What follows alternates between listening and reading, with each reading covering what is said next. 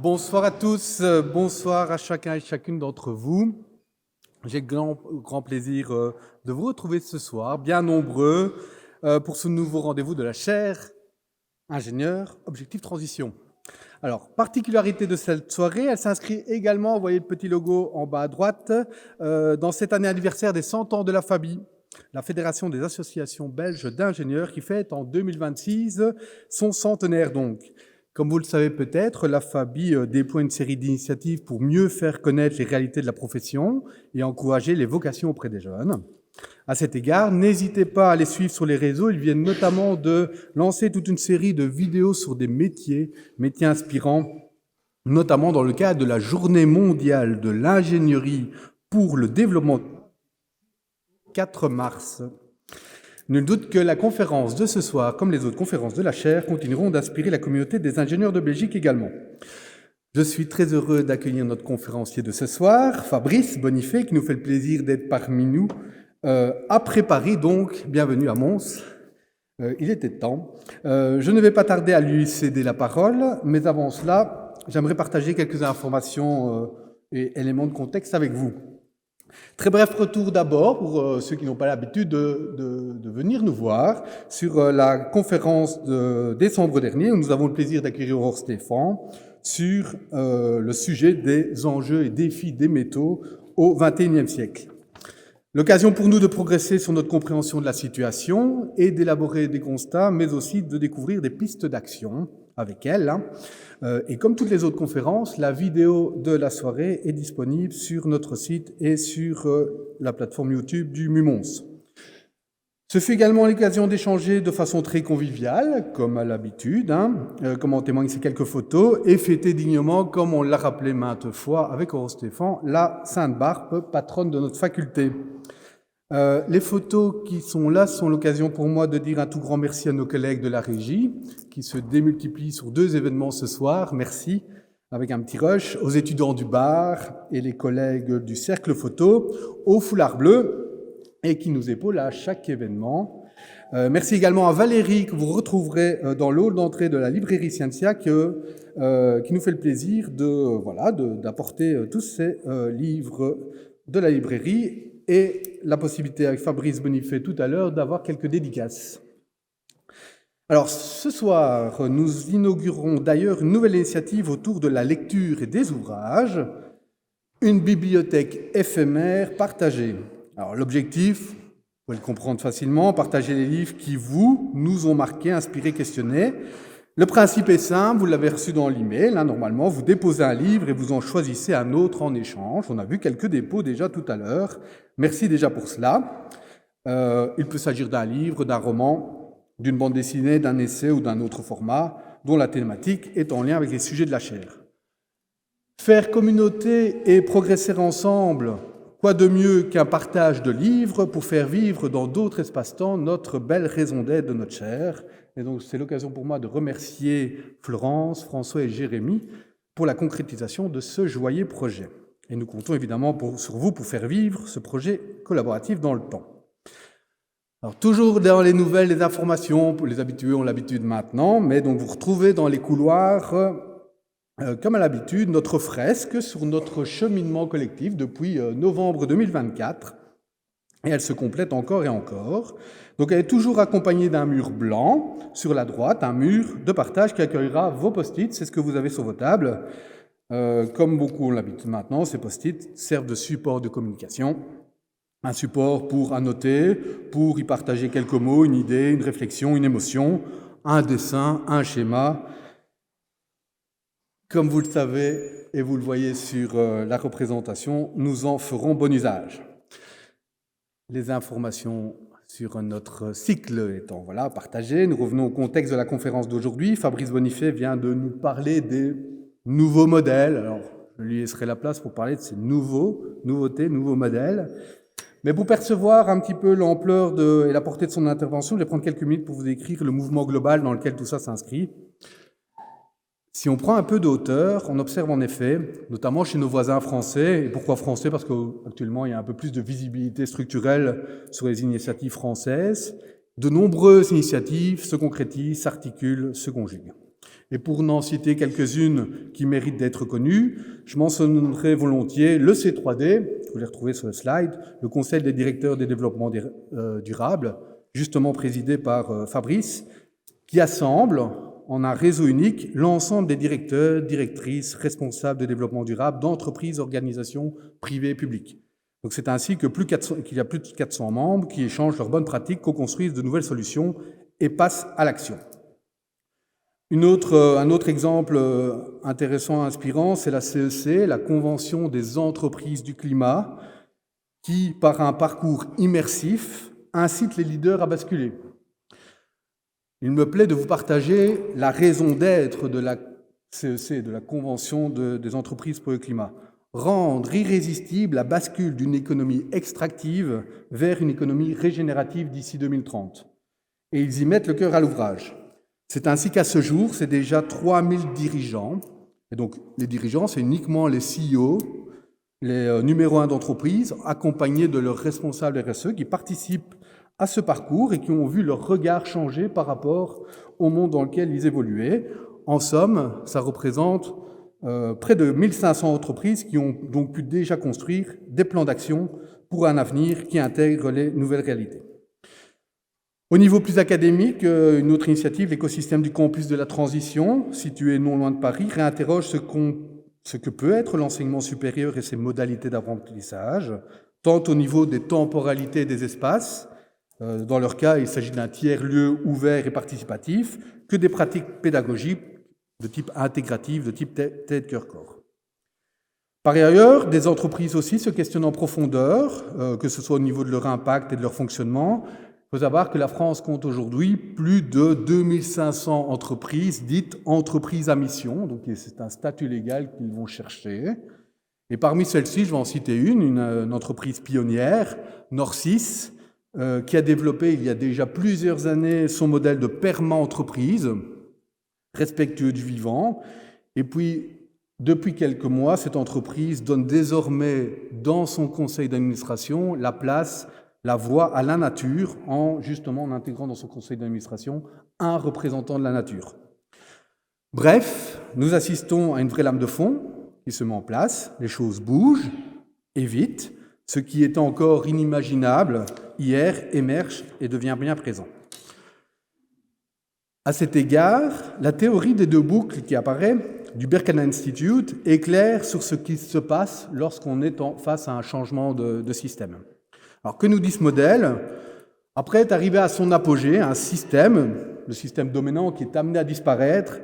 On va d'abord y voir apparaître des pionniers qui prennent et agissent autrement, qui se détachent du système dominant, proposent, inventent et apportent autre chose. Ensuite, ces pionniers sont connus, étant connus, nommés, ceux-ci se reconnaissent, se mettent en réseau et interagissent. Et de nouvelles structures émergent alors, nourries par des nouvelles pratiques, de nouveaux mécènes, des structures qui apparaissent en tant que balises du système émergent. Quand on prend en considération ce modèle, le constat est clair, le mouvement est enclenché. Par ailleurs, on y perçoit toute l'importance de la présence des pionniers, des communautés de pratique, des dynamiques émergentes et de l'effet d'entraînement. Soyons donc collectivement curieux de ces initiatives. Elles préfigurent en effet ce qui sera demain. Alors, de notre côté, nous sommes heureux et fiers d'être partie prenante de ce qui émerge. Une fois n'est pas coutume, permettez-moi d'évoquer quelques actualités d'enseignement et de recherche qui s'inscrivent dans ce mouvement. Des vraies actualités des derniers mois ou semaines. Le travail de fin de thèse mené actuellement par François Pierson sur les questions de l'intégration des enjeux socio-écologiques dans les formations d'ingénieurs s'inscrit dans l'écosystème du campus de la transition, cité précédemment. Nous y serons d'ailleurs ce vendredi pour un séminaire académique sur le sujet.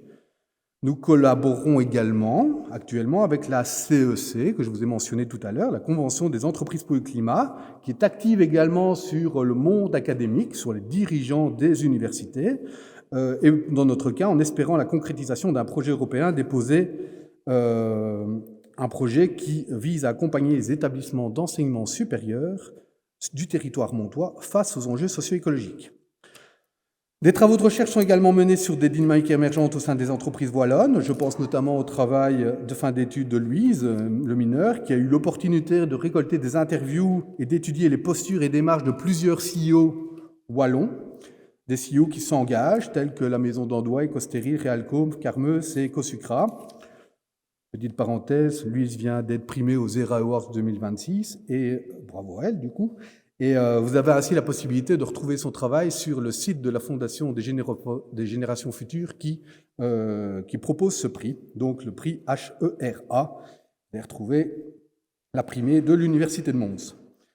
Mentionnons encore, c'était l'actualité de lundi, que nous sommes actuellement occupés avec pas mal de collègues qui étaient là présents déjà lundi aussi, à réaliser avec une trentaine d'acteurs du territoire montois un portrait d'honneur pour ceux qui connaissent, pour se donner une vision commune du territoire.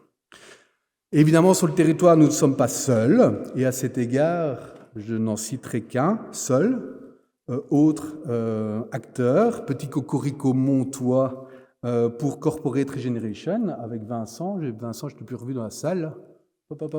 Ouais, salut Vincent. Et donc, créé à 5 ans, Corporate Regeneration est une ASBL montoise, pionnière, qui a eu ambition de faire rentrer des représentants de la nature et des générations futures dans les organes de gouvernance d'entreprise. Ambition qu'elle a pu atteindre pour plusieurs entreprises belges par ailleurs. Et aujourd'hui, il faut savoir que Corporate Regeneration est présente dans le conseil d'administration en tant que représentant de la nature d'un autre pionnier cité précédemment, l'entreprise Norcis, que je vous ai cité en France. La boucle, ainsi, est bouclée. Alors, comme je le disais, ça bouge, cela bouge vite, les liens se tissent, les actions s'articulent. Et tout ceci, comme le dit très bien Olivier Amand, qui était à ce micro il y a quelques mois, tout cela en devient un parcours joyeux, créatif, collectif, connecté à la vie. J'ai envie de vous dire, nous devons sans nul doute saisir la chance qui nous est donnée de participer à ces nouvelles dynamiques enthousiasmantes. À cet égard, je vous partage, pour terminer, la photo d'une rencontre fortuite, une synchronicité, diront certains, sur le quai d'une gare à Paris. Une rencontre fortuite et symbolique qui, en guise de clin d'œil pour notre conférencier, nous fait dire que nous sommes à la bonne place au bon moment. Alors, je ne sais pas vous, mais moi, ça me met toujours en joie de découvrir et de partager ces dynamiques positives d'avenir. Et ce n'est pas fini. Parce que des dynamiques naissantes et portantes, et en plus robustes et économiquement tenables, c'est tout ce que notre conférencier Fabrice Bonifay aura l'occasion de nous présenter dans quelques minutes. Nous allons l'écouter et en plus, nous aurons ensuite la possibilité d'une séance de questions-réponses. Mais avant, quelques mots sur Fabrice pour le présenter. Fabrice a pendant plus de 20 ans orchestré au sein d'un grand groupe industriel diversifié pas mal de choses, la stratégie de durabilité et d'excellence opérationnelle, la mise en œuvre des plans d'action de transition, la conformité aux normes Green Deal, en concertation avec les parties prenantes, les stratégies politiques, climat, diversité, ressources, droits humains et achats responsables. Aujourd'hui, Fabrice contribue à faire advenir dans les entreprises, au travers du programme GenAct et du C3D, des modèles économiques à visée régénérative. Il est auteur de plusieurs ouvrages, conférencier, enseignant dans plusieurs écoles, intervenant dans les universités, fondateur de la méthode ABI, qui est une méthode d'auto-évaluation. Et enfin, est administrateur du Shift Project depuis 2010 et était administrateur de l'AFNOR pendant 8 ans. Alors, il me plaît pour terminer de mentionner que Fabrice Bonifay est à l'initiative aussi du Play for Live, un événement télévisuel majeur de 2 heures qui a été diffusé sur Ushuaïa TV et TF1+ en fin 2025.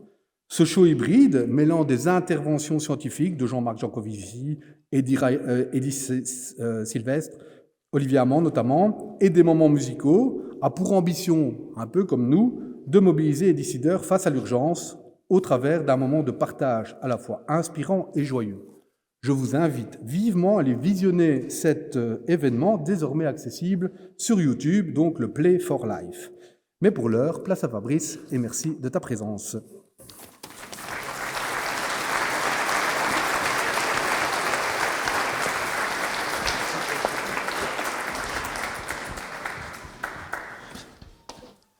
Merci d'être là, et puis merci de m'avoir présenté, comme ça nous fait gagner un petit peu de temps, on peut commencer directement dans le vif du sujet.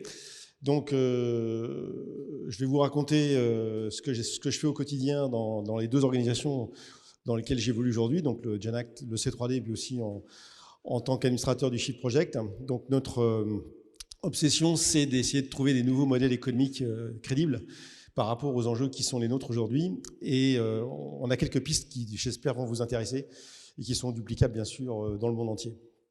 Alors, c'est parce que je me suis beaucoup trompé que j'ai trouvé ce qu'on devrait faire et ce qu'on doit faire aujourd'hui pour s'en sortir. Parce que c'est pas évident de rompre avec les modèles dominants qui apparaissent comme étant obligatoires dans un monde qui finalement adore le progrès mais souvent contre le changement. Et le progrès aujourd'hui, on ne le conçoit souvent que sous l'angle technologique, alors qu'en fait, le vrai progrès, c'est celui qui nous rend plus heureux. Et c'est pas forcément la technologie qui contribue le plus. Alors, les enjeux qui sont les nôtres aujourd'hui, vous les connaissez. Je vais juste rappeler quelques chiffres pour bien comprendre l'ampleur du shift qu'il va falloir qu'on opère pour passer de ce fameux modèle linéaire que l'on connaît tous vers un modèle qui sera plus circulaire, mais pas forcément celui auquel vous pensez aujourd'hui. Alors, il y a 7 des 9 limites planétaires qui ont été dépassées, vous le savez. Le vrai souci, c'est pas le climat, c'est l'érosion, l'extinction du vivant. On est dans la 6e extinction de masse aujourd'hui, on le constate depuis maintenant plusieurs dizaines d'années. 50%, 60% même des vertébrés ont disparu depuis 50 ans. Un peu plus de 60% d'ailleurs. Et puis les oiseaux et les insectes ont aussi disparu de près de 70% en 30 ans. C'est complètement dingue. Ça va à une vitesse folle, donc 1000 fois plus rapide que les extinctions précédentes. Et l'extinction du vivant, bien, c'est cette érosion de la diversité, c'est autant si vous prenez l'image de la Tour Eiffel en France, hein, si vous enlevez quelques barreaux, l'ingénieur Eiffel avait prévu que ça tienne, mais si vous continuez d'en enlever, au bout d'un moment, tout va s'effondrer. Et le vivant est interdépendant. Et à force de détruire cette biodiversité, en fait, c'est tout le vivant qui va s'effondrer d'un seul coup et ça va être terrible. Alors, on ne sait pas exactement quand, mais par contre, on sait bien qu'il va falloir qu'on stoppe très, très, très rapidement cette érosion de la biodiversité. Donc, le premier enjeu, c'est ça, c'est sauvegarder le vivant, humain, bien sûr, et non humain. C'est pour ça qu'il faut qu'on mette en place une économie au service de la vie. Alors, qu'est-ce qui contribue à détruire tout ce qui vit sur Terre, que ce soit bien sûr les espèces, tout type d'espèces, ce sont nos modes de vie, nous, dans les pays à haut revenu, par nos comportements d'achat, nos modes de vie qui sont complètement incompatibles avec la capacité d'absorption des pollutions du système Terre, car on est en survitesse sur énormément de phénomènes, notamment les émissions de gaz à effet de serre. Alors là, les chiffres sont terribles. Vous savez qu'on est déjà quasiment à 1,5 degré de réchauffement moyen au niveau planétaire, alors qu'on aurait dû être à ce chiffre-là en 2100 si, lors de l'accord de Paris en 2015, les États avaient tenu leur feuille de route de décarbonation. On en est très très loin aujourd'hui, donc on est sur une trajectoire plutôt aux alentours de 3,2 degrés en hypothèse basse, si et seulement si les États respectent leurs engagements. Et comment croire que les États vont respecter leurs engagements avec la qualité des dirigeants qu'on a aujourd'hui dans les différents pays du monde et la crédibilité de ces dirigeants. Donc on sera certainement bien au-delà de 3,2 si on continue comme ça. Mais vous allez voir qu'il y a des façons de ralentir. Et donc, en quelques chiffres, on est à 425 ppm de CO2. Au début de l'ère industrielle, on était à 280. Le reste à brûler pour rester en dessous les well below 2 degrés, donc 2 degrés de réchauffement moyen, c'est aux alentours de 280-300 gigatonnes de CO2. Vous avez un climatologue en Belgique qui est excellent pour expliquer ça, il s'appelle Jean-Pascal Van Diepersel, c'est lui qui m'explique tout et qui intervient souvent au Shift Project.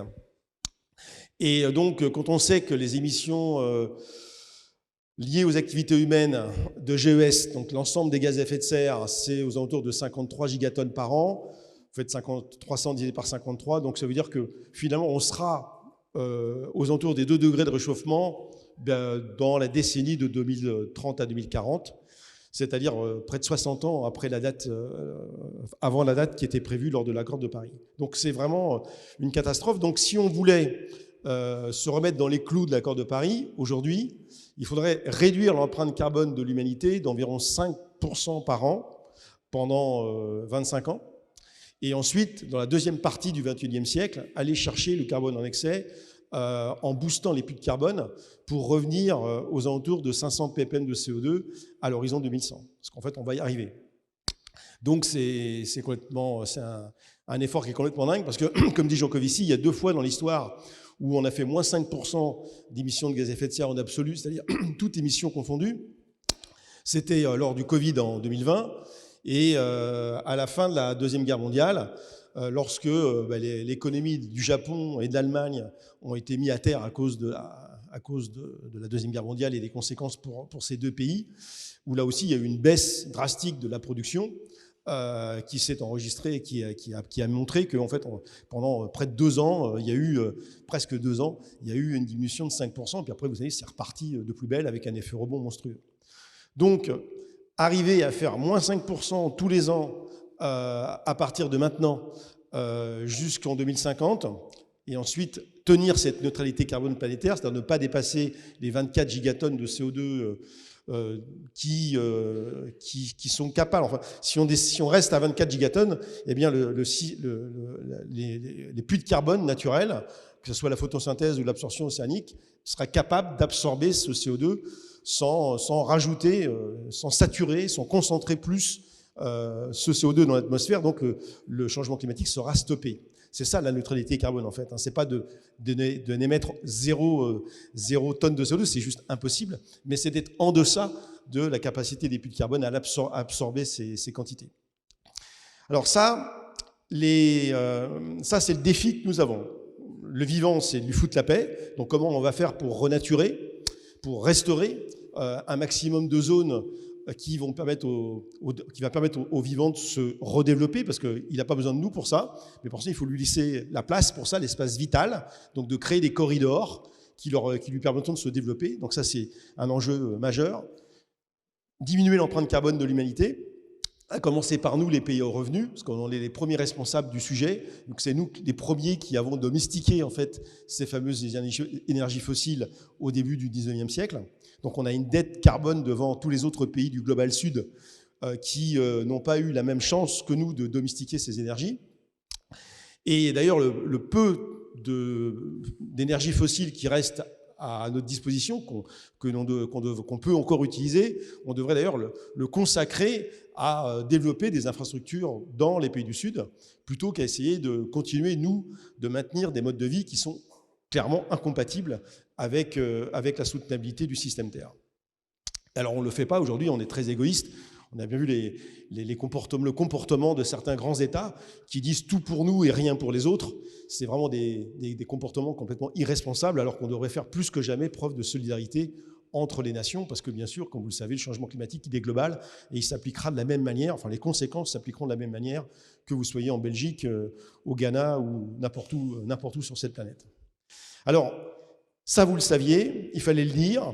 Il y a bien sûr d'autres limites planétaires à prendre en compte, mais vous avez eu Charlène Descoulonges, donc elle vous a parlé de l'eau, vous avez eu Aurore Stéphane, donc vous a parlé des métaux, donc je ne vais pas y revenir directement. Mais ce qu'il faut avoir en tête maintenant, c'est le modèle qui a conduit à ça, le modèle économique, c'est un modèle linéaire, écocide. Pourquoi ?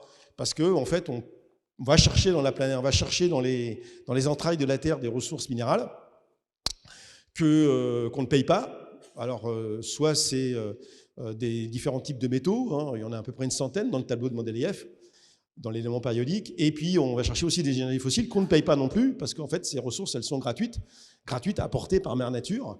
Ce qui paye, c'est bien sûr les coûts ce qui coûte, c'est les coûts d'extraction, mais la matière première en tant que telle, elle est disponible, elle est là.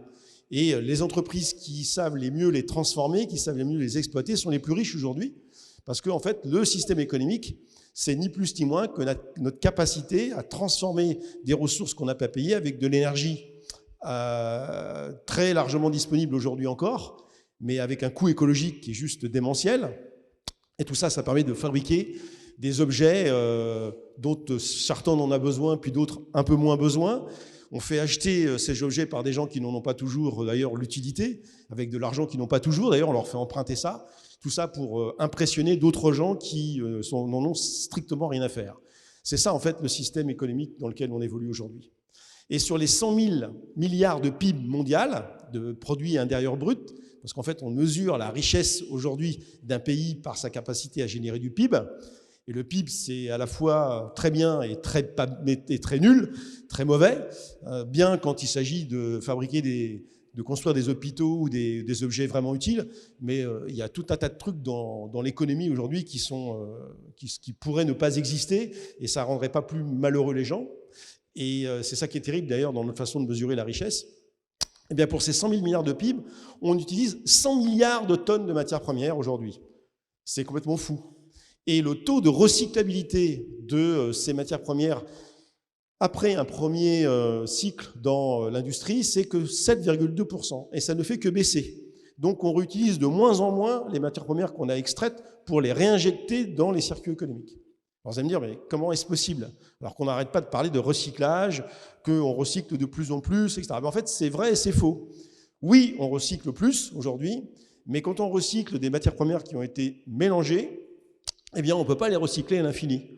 Donc, ces matières premières, elles finissent par perdre leurs caractéristiques, et au bout de quelques cycles de recyclage, eh bien, il faut réinjecter encore, aller chercher des matières premières vierges dans la nature pour compenser celles qui se sont dégradées. On peut recycler des matières premières à l'infini lorsqu'elles n'ont pas été mélangées. Si vous faites des crêpes, par exemple, ce soir ou demain, une fois que vous avez mélangé la farine, les œufs, le sucre et le lait, si une fois que vous avez mélangé tout ça, vous dites « Ah merde, il faut que je récupère les œufs », non, c'est compliqué. C'est chimiquement possible, mais c'est très compliqué, ça coûte très cher.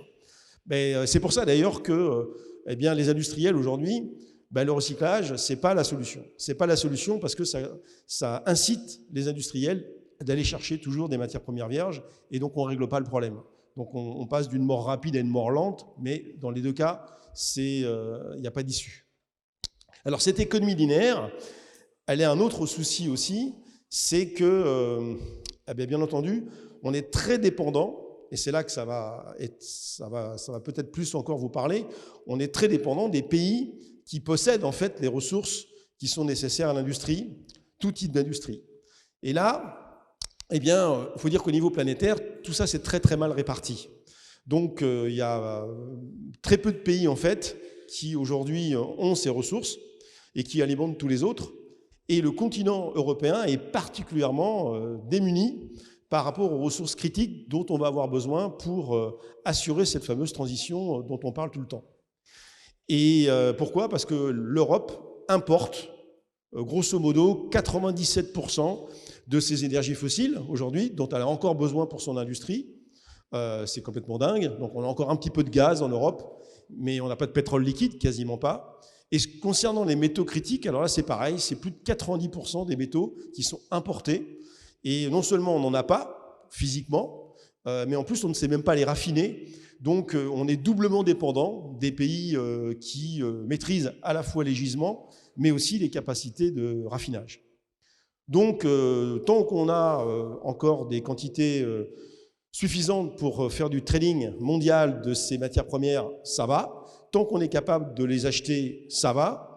Mais contrairement au pétrole et au gaz qui ont des prix qui sont très spéculatifs, on le sait, on le voit bien en ce moment avec le conflit en Iran, les ressources minérales, ça a dû vous être dit par Aurore Stéphan, on voit bien que d'année en année, il y a une baisse de la concentration qui s'observe sur tous les grands gisements, notamment sur les 26 métaux les plus critiques nécessaires à la transition énergétique aujourd'hui, et que cette raréfaction de cette ressource fait que, il faut toujours plus d'énergie grise, donc d'énergie de transformation pour aller chercher toujours plus de métaux, mais avec une empreinte écologique qui devient détestable en termes de production de déchets miniers.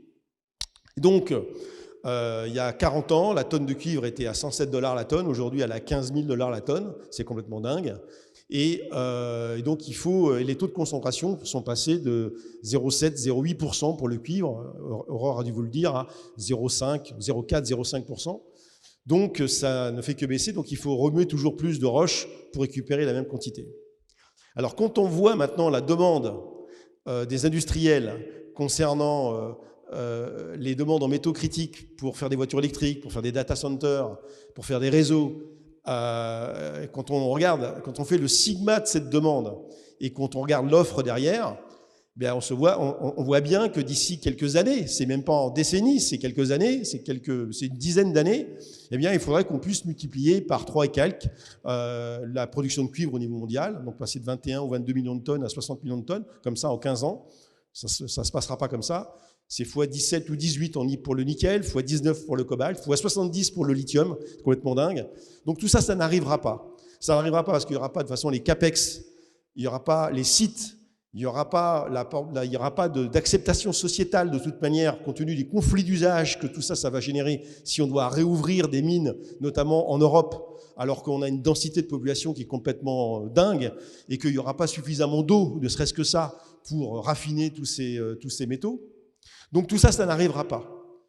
Ça n'arrivera pas et comme on est certain que ça n'arrivera pas, eh bien c'est comment on fait autrement pour maintenir un niveau de vie matériel acceptable en ayant une approche de déconsommation et aussi une approche de frugalité qui est aujourd'hui pas complètement acceptée si on restait sur le modèle linéaire. Alors maintenant, on va parler des solutions. La solution, c'est se dire quelles sont les marges de manœuvre qui sont devant nous. Alors on a des marges de manœuvre énormes.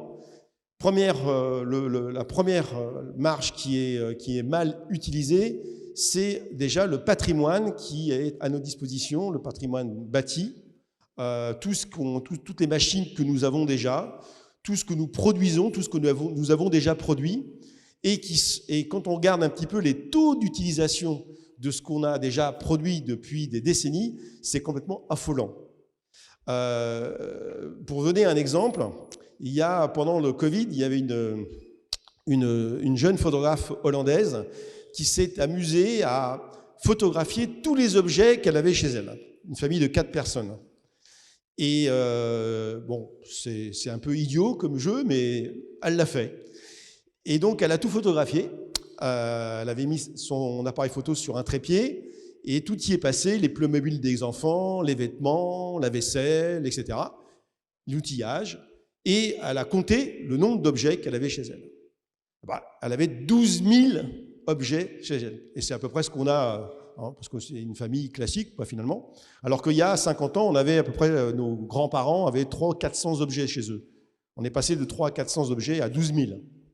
Et puis à s'amuser à les catégoriser par couleur, mais aussi par matière première principale, et aussi bien sûr par fréquence d'utilisation.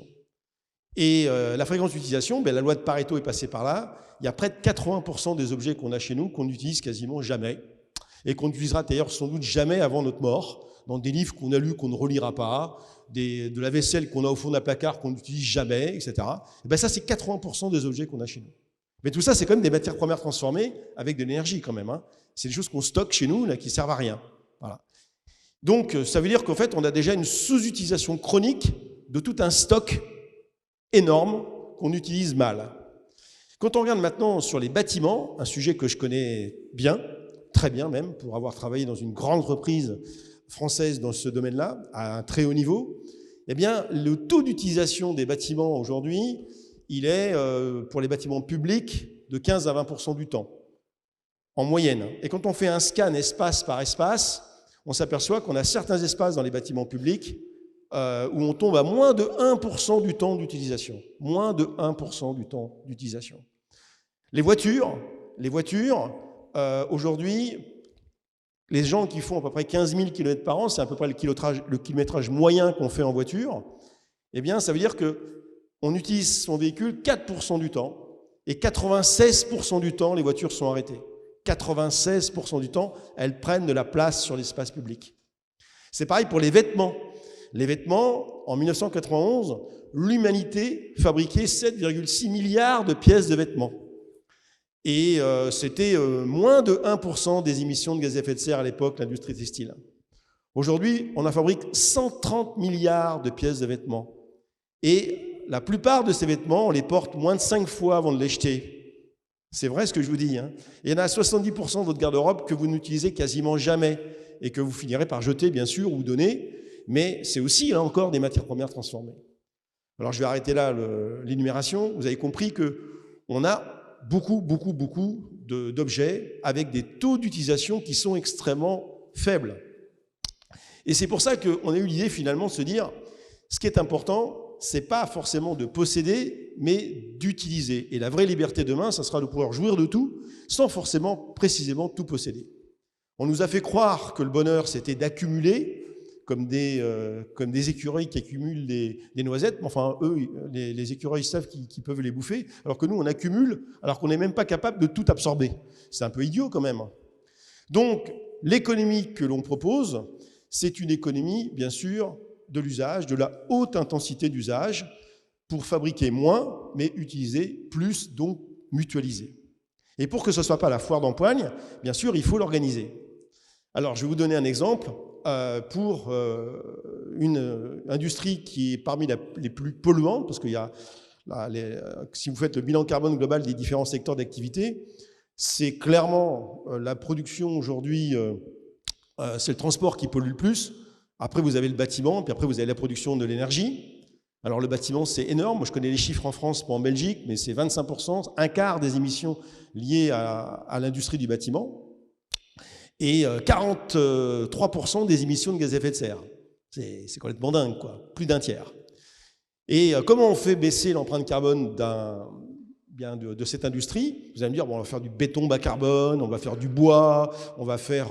Ben non, béton bas carbone, non. Aujourd'hui, on sait décarboner l'électricité avec les ENR, avec le nucléaire, avec l'hydraulique, avec la biomasse, bien sûr, des énergies dites renouvelables qu'on avait avant l'ère du pétrole, d'ailleurs, et du gaz.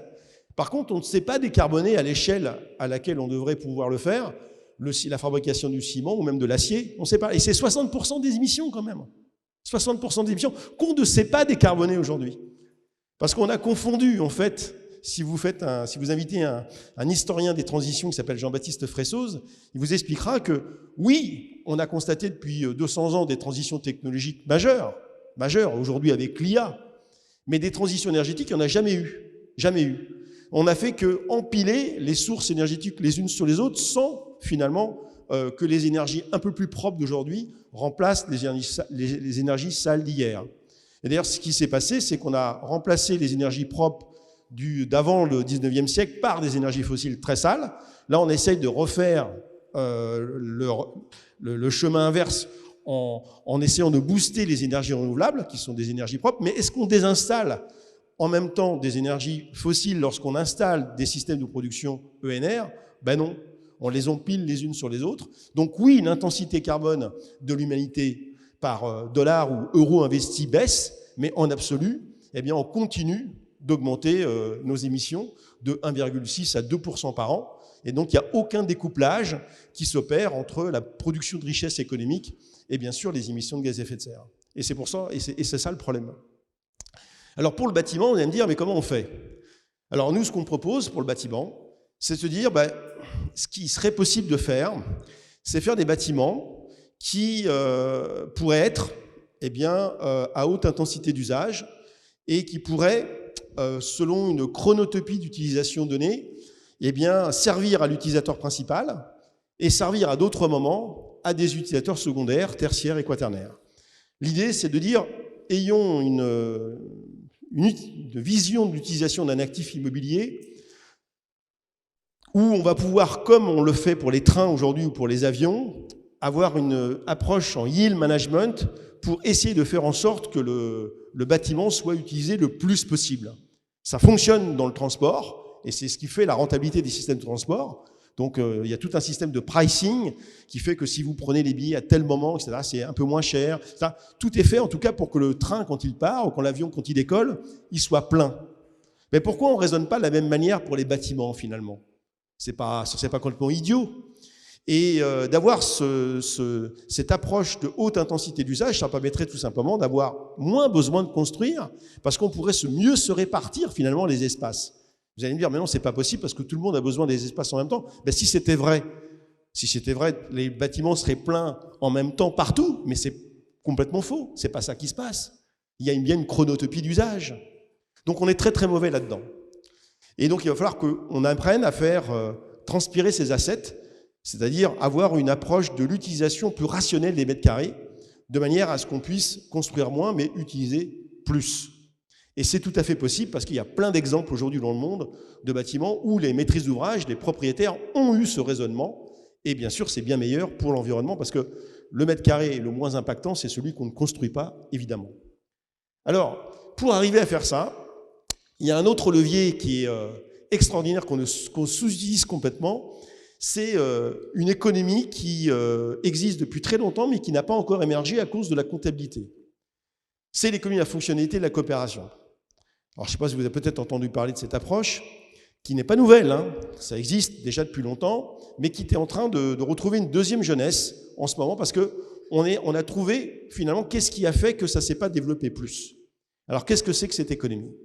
Cette économie, c'est une économie qui conduit et qui va inciter les industriels à fabriquer des produits à durée extrêmement longue, car ils resteront propriétaires des produits, et ils ne vendront plus ces produits, ils vont vendre l'usage de ces produits. Alors, vous avez tous utilisé sans doute des photocopieurs Ricoh, photocopieurs qu'on a dans les bureaux classiques. Ricoh, aujourd'hui, ils ne vendent plus depuis très longtemps la machine. Ils vendent la copie. Ils vendent des copies. Si vous faites des copies, avec cette machine, vous êtes facturé à la copie. Mais la machine reste la propriété de Ricoh. Ça c'est ça, l'économie de la fonctionnalité. Alors, qu'est-ce qui est intéressant dans cette approche-là? C'est que lorsque l'industriel reste propriétaire, eh bien, il ne va pas du tout construire la même machine. Parce que si cette machine tombe en panne, eh bien, le service ne sera pas rendu et la rémunération n'arrivera pas. Donc, il a tout intérêt à passer d'une logique d'obsolescence programmée dans la logique classique linéaire, où l'industriel n'a pas intérêt à ce que l'objet ou le produit dure longtemps, s'il veut pouvoir en revendre un dans quelque temps. Donc d'ailleurs, c'est comme ça que les industriels ont inventé cette notion d'obsolescence programmée, par la technique, par le marketing, par la publicité.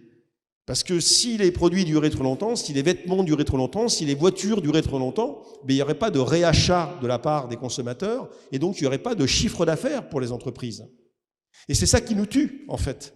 C'est cette frénésie de fabrication et de refabrication de toujours des mêmes produits, avec un pseudo-prétexte d'innovation, souvent complètement invisible par le client, mais ça permet de faire tourner la machine économique, de racheter sans cesse des produits qui sont toujours les mêmes. Et on l'a tous vécu, finalement, parce que le coût du travail étant tellement beaucoup plus élevé que le coût des matières premières et le coût de la destruction des écosystèmes, eh bien que quand on a un produit qui tombe en panne, eh bien souvent, eh bien c'est bien moins cher de racheter du neuf que de faire réparer son objet qui est cassé et qui est souvent avec un défaut qui est anecdotique, mais qui fait que ça ne marche plus. Alors avec l'approche de la fonctionnalité, c'est différent. Avec l'approche de la fonctionnalité, on ne va plus construire, on ne va plus produire pour que ça se tombe en panne. On va au contraire produire selon une logique de pérennité programmée circulaire. Et là, ça change tout parce que les produits vont devenir beaucoup plus réparables, évidemment, réparables par l'industriel qui l'aura fabriqué en premier ou par un réseau d'entreprises solidaires par rapport à cela.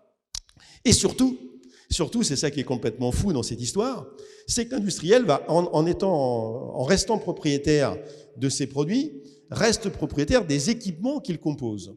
Et là, la révolution, elle est comptable. Elle est comptable parce que dans le modèle d'aujourd'hui, la comptabilité nous permet de compter la richesse que l'on crée grâce au système économique, mais ne permet pas de comprendre en quoi on est redevable, en fait, eh bien, du bon fonctionnement des services écosystémiques et du système Terre. On compte ce que l'on gagne, on ne compte pas ce que l'on doit. Et c'est ça qui fait que ça ne marche pas dans notre système financier. Donc, c'est facile de devenir riche en exploitant des ressources qu'on n'a pas payées, sans avoir à payer en fait l'addition des externalités négatives associées à la production de richesses économiques.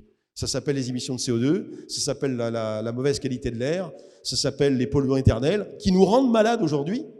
On est dans une industrie, on est dans un système économique qui crée la richesse économique et qui nous rend malades en même temps. C'est juste pas tenable. Ce n'est plus tenable. Avec la pérennité programmée, on est complètement dans un système inverse, où là, la comptabilité publique va être mis au service de la vie, avec 3 périodes d'amortissement. Dans un produit, vous pourrez avoir dans un produit, vous avez des pièces d'usure, vous avez des pièces qui doivent être amorties sur les durées classiques des règles d'amortissement de la comptabilité publique, parce qu'il y a l'usure, il y a l'attrition, et on peut le comprendre. Hein, vous avez sur des vêtements, mais il y a des pièces qui vont s'user plus vite que d'autres.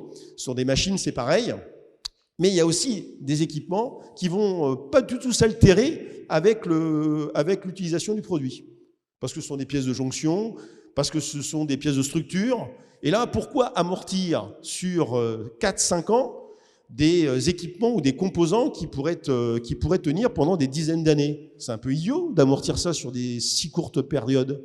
Donc ce qu'on demande, nous, C3D, Genact, on demande d'avoir des règles comptables où on va pouvoir, par rapport à certains équipements ou certaines matières premières critiques, eh bien, avoir des possibilités d'amortir sur des durées beaucoup plus longues. Et pour certaines autres encore matières premières, eh bien, pourquoi les amortir à partir du moment où il n'y a aucune altération lors du fonctionnement d'une machine? Par exemple, le cuivre, dont on va avoir besoin, le cuivre, quand c'est dans un moteur électrique, que ce soit une perceuse ou une voiture, même quand la voiture arrive en fin de vie, le cuivre, il n'est pas altéré. Hein. On peut très bien, là pour le coup, le recycler avec très peu de perte au feu, et il garde complètement la complétude de ses caractéristiques pour pouvoir le réutiliser. Alors pourquoi amortir le cuivre?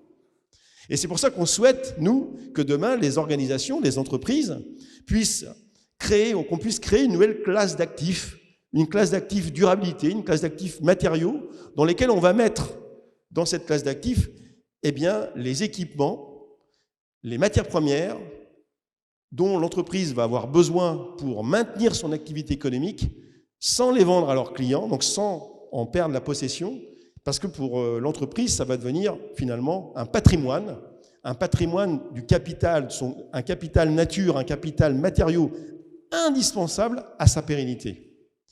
Et donc, on ne considérera plus demain les produits et les infrastructures comme des futurs déchets, parce qu'aujourd'hui, c'est ce qui se passe, des futurs rebuts, mais on considérera les produits et les infrastructures comme des banques de matériaux, c'est-à-dire des ressources dont on va avoir besoin demain pour continuer à développer des services utiles à notre confort matériel. Alors, en quoi c'est intéressant pour l'Europe, cette histoire? Si vous vous souvenez de ce que je vous ai dit tout à l'heure, on ne dispose pas aujourd'hui des ressources critiques sur notre sol. On est obligé de les acheter. L'Europe achète pour près de 500 milliards d'euros d'énergie fossile aux pays producteurs. C'est complètement dingue. 500 milliards d'euros. Et les balances commerciales des produits des pays de l'UE, aujourd'hui, sont quasiment toutes déficitaires parce qu'on peine en fabriquant sur le sol européen, que notre balance d'exportation, en fait, aujourd'hui est négative, c'est-à-dire qu'on importe plus à la fois d'objets et de matières premières qu'on en exporte. Et donc, on compense par quoi? On compense par de la dette. Et donc, on a de la dette qui s'installe partout. En France, c'est devenu complètement dingue, vu qu'on atteint 3 400 milliards de dettes, 127% du PIB français. C'est complètement fou. Donc, on ne peut pas continuer à vouloir générer 1 ou 2% de croissance organique par an en empruntant sur les marchés financiers entre 100 et 200 milliards d'euros. C'est juste pas tenable. C'est pas tenable parce que rien que les intérêts de la dette aujourd'hui coûtent plusieurs dizaines de milliards d'euros. C'est complètement fou. Donc il faut arrêter ça. Et pour arrêter ça, il faut bien sûr qu'on soit moins dépendant de cette obligation d'acheter ces matières premières aux pays producteurs pour retrouver de la souveraineté économique au niveau de l'Union européenne et qu'on reste propriétaire de ces matières premières qu'on a achetées une fois et que les entreprises puissent thésauriser sur ces matières premières pour continuer de faire du chiffre d'affaires sur l'usage, mais ne plus faire de chiffre d'affaires sur simplement la production. Parce que la production, c'est des futurs déchets. Alors, quand on fait ça, bien sûr, on se dit, on n'a qu'à mettre en place des filières de recyclage à tous les niveaux. Ce n'est pas le recyclage dont il s'agit, essentiellement. Il pourrait y avoir, bien sûr, pour les métaux non mélangés, du recyclage. Mais pour tout le reste, ce qu'il faut, c'est du réemploi, c'est du remanufacturing, c'est de faire en sorte de récupérer des pièces qui ont eu une première vie dans des produits, Donc, travailler beaucoup la standardisation pour pouvoir, à la fin de la vie d'un produit, parce qu'il y a toujours une fin de vie, eh bien, pouvoir récupérer ces éléments, les nettoyer, les tester, les réassurer, de manière à pouvoir les réimplanter ensuite dans un autre produit similaire. Et donc, c'est toute cette éco-conception qu'il va falloir qu'on imagine demain, avec des produits qui vont être plus standardisés, c'est vrai, mais ça sera plus facile à remplacer, ça sera plus facile à entretenir. Prenez un bâtiment comme celui-là, bon, tôt ou tard, il va devoir changer d'usage. Est-ce qu'il faut tout brûler, tout recycler mal, ou est-ce qu'il n'y a pas des choses qu'on pourrait récupérer pour pouvoir les réimplanter? Bien sûr que oui. Donc déjà, le patrimoine que nous avons, il faut pouvoir le scanner, regarder tout ce qu'il y a dedans, parce que quand on fera des curages propres, des démantèlements, au lieu d'avoir une approche destructrice, eh bien, ce qu'il faut, c'est avoir une approche qui va nous permettre de regarder en premier lieu ce qu'on va pouvoir récupérer. Et là, on va s'apercevoir qu'on a des gisements qui sont colossaux. Surtout qu'on va avoir des démographies qui vont aller en baissant au niveau des pays comme les nôtres. Donc, on va avoir moins besoin, finalement, de continuer d'artificialiser, de minéraliser tout notre environnement. Donc, en ayant cette approche-là, on est sur une approche qui est beaucoup plus réaliste aussi sur le fait qu'on est sur une planète qui est finie en ressources et qu'on le veuille ou non, on va passer par un maximum, un pic d'extraction et ensuite on va tendre vers zéro, vers l'infini si on continue sur une approche linéaire. Ce que le dit le Shift Project aujourd'hui sur les énergies fossiles, on sait aujourd'hui qu'on a passé le pic pétrolier conventionnel en 2008 environ, qu'on est en train de passer en ce moment, on le sait toujours après, mais on le voit avec la production du nombre de barils par jour, environ 100 millions par jour aujourd'hui, et on est sur un plateau, les pays ont du mal à aller au-dessus, parce on est au bout de l'histoire, on est en train de passer donc le pic de l'extraction du non conventionnel, il reste du conventionnel, mais aujourd'hui il y a énormément de non conventionnels, et que l'approvisionnement pétrolier, qui est quand même la ressource numéro 1 énergétique au niveau mondial, vu que le mix mondial il est à 82% fossile et que la première énergie fossile utilisée c'est le pétrole, va être divisé d'un facteur de 2 à 20 d'ici 2050. L'approvisionnement pétrolier de l'Europe. Ça veut dire qu'en fait, il faudrait qu'on garde le même PIB en Europe avec une division par 2 dans l'hypothèse la plus favorable ou division par 20 dans l'hypothèse la moins favorable. Donc on voit bien qu'on ne va pas y arriver à maintenir la même économie avec un approvisionnement pétrole qui va être divisé par 2. Ce n'est pas possible. Donc si on veut maintenir un bon niveau de vie matérielle, si on veut maintenir nos systèmes de protection sociale, eh bien il faut qu'on fabrique moins. Il faut qu'on fabrique moins, il faut qu'on réduise la production et la consommation des biens les moins essentiels, et qu'on ait une logique, bien sûr, de mutualisation, de partage, d'intensité d'usage qui vont permettre donc de modifier nos façons de consommer. Si je reprends mon exemple du bâtiment, alors on aura bientôt des bâtiments qui vont être plus utilisés. On va passer de 20% à 30% à 40% d'utilisation. On va avoir donc des équipements qui vont être as a service dans ces bâtiments. Alors c'est quoi les bâtiments avec des équipements as a service?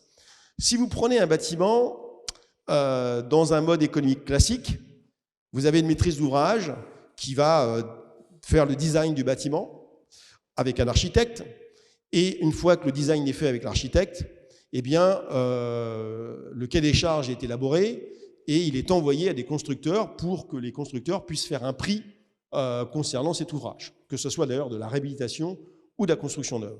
Tout type d'ouvrage, des bâtiments industriels, des usines, des entrepôts ou des bâtiments tertiaires ou même des logements évidemment. Quand les constructeurs reçoivent le cahier des charges, que font les constructeurs? La première chose, c'est qu'ils vont bien sûr demander à leurs fournisseurs d'équipements les meilleurs prix pour rentrer dans le cahier des charges qui est fixé par le client, avec le niveau de qualité fixé par le client et bien sûr avec la régulation, le respect de la régulation en vigueur dans les différents pays. Et ensuite, il y a des coûts de construction, des coûts d'ingénierie, des coûts de main-d'œuvre, des coûts matériaux, évidemment. Il y a un grand sigma de tout ça qui fait qu'on arrive au prix. Bien sûr, dans 99% des cas, celui qui gagne l'appel d'offres, le constructeur qui gagne l'appel d'offres, c'est celui qui a remis le prix le moins cher. Et comment on fait pour être moins cher? Eh bien, on demande à ses fournisseurs le meilleur prix, qui demandent eux-mêmes à leurs fournisseurs le meilleur prix jusqu'au rang 7, c'est-à-dire jusqu'à la matière première vierge. Et comment on arrive à ces prix ultra compétitifs? Bon, on arrive à ces prix ultra compétitifs, bien sûr, sur le dos de qui? Sur le dos du droit de l'environnement. On va acheter des produits dans des pays où le droit de l'environnement est très laxiste, ce qui permet donc de produire de la richesse sans se préoccuper, bien sûr, de la protection de l'environnement. Et pareil, bien sûr, et c'est même encore pire, pour la main-d'œuvre. On va produire ces équipements dans des pays à bas coût de main-d'œuvre pour, bien sûr, avoir le prix le plus bas. Et cette compétition autour du prix, cette optimisation autour du prix, cette performance autour du prix, fait qu'on livre le bâtiment, c'est exactement pareil pour un produit, conforme aux spécifications, conforme aux règles, évidemment, mais est-ce que c'est solide? Est-ce que c'est robuste? Est-ce que ça va durer dans le temps? Bien sûr que non. Parce que comme tout a été tellement optimisé qu'une fois que les périodes de garantie sont passées, tout part en quenouille et très rapidement, il y a des frais d'exploitation et de maintenance colossaux pour maintenir des bâtiments qui sont en fait performants les 2 premières années, mais qui sont extrêmement fragiles. Avec le mode as a service, c'est complètement différent. Là, les maîtrises d'ouvrage vont dire moi, je n'ai pas forcément besoin d'être propriétaire du système d'éclairage, je n'ai pas forcément besoin d'être propriétaire de l'ascenseur ou des ascenseurs, je n'ai pas forcément besoin d'être propriétaire des onduleurs ou des armoires électriques. Moi, j'ai besoin de la mobilité verticale, j'ai besoin de lumière, j'ai besoin d'avoir un dispatching électrique, mais je n'ai pas besoin de ces machines. Donc, les machines, bien demain, dans ce mode-là, ça se passe déjà, ce qu'on appelle les bâtiments hybrides à économie positive, ces machines ne vont pas être vendues aux clients, mais elles vont être louées, tout simplement. Et cette location, ça fait baisser le capex du bâtiment. Le bâtiment va coûter notablement moins cher, 15, 20, 30% moins cher, donc moins de frais financiers pour celui qui va acheter le bâtiment. C'est quand même pas dégueulasse. Donc il va emprunter moins d'argent, donc moins de taux d'intérêt, ce qui est quand même intéressant. Vous allez me dire, ok, très bien, mais ça coûte moins cher à l'achat, vu que le propriétaire ne sera pas propriétaire des équipements, mais ça va lui coûter beaucoup plus cher en OPEX, donc en coût d'exploitation. Oui, ça va lui coûter un peu plus cher, parce qu'il y aura un droit d'usage, en plus des flux physiques de fonctionnement.